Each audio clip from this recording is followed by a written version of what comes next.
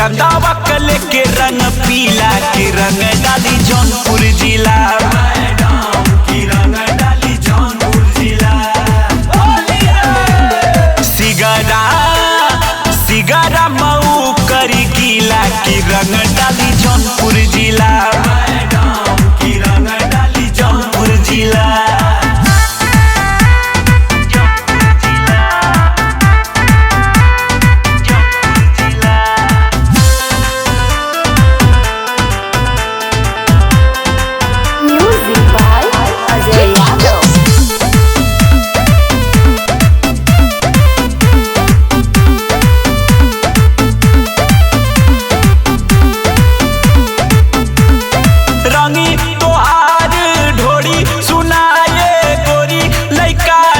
जापुर के भारी तोहार चोली खाके भांग गोली छोरा रामपुर के।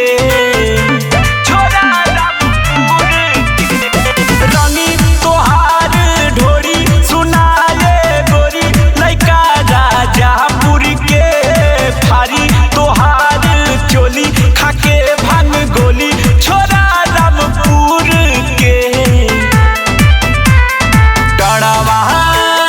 टड़ावा बम्मा मन रंगी किला की रंग डाली जौनपुर जिला।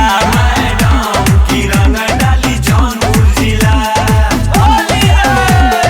लहंगा लहंगा तोहार होई गीला की रंग डाली जौनपुर जिला। की रंग डाली जौनपुर जिला।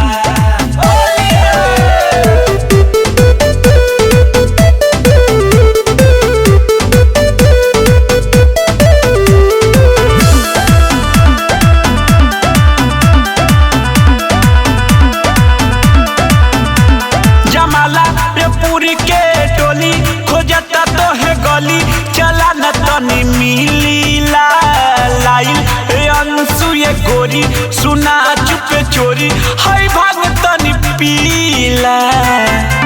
हाय भाग तनी पीला। मरिया हूँ के खोजता टोली तो है गली गली चला न तनी मिली लाइल सर्वेश गोरी सुना चुप चोरी भाग तनी पीला। रविंदर विकास के हजीला की रंग डाली जौनपुर जिला। की रंग डाली जौनपुर जिला। लहंगा लहंगा तोहार होई गीला की रंग डाली जौनपुर जिला। की रंग डाली जौनपुर जिला। आओ पाजा में।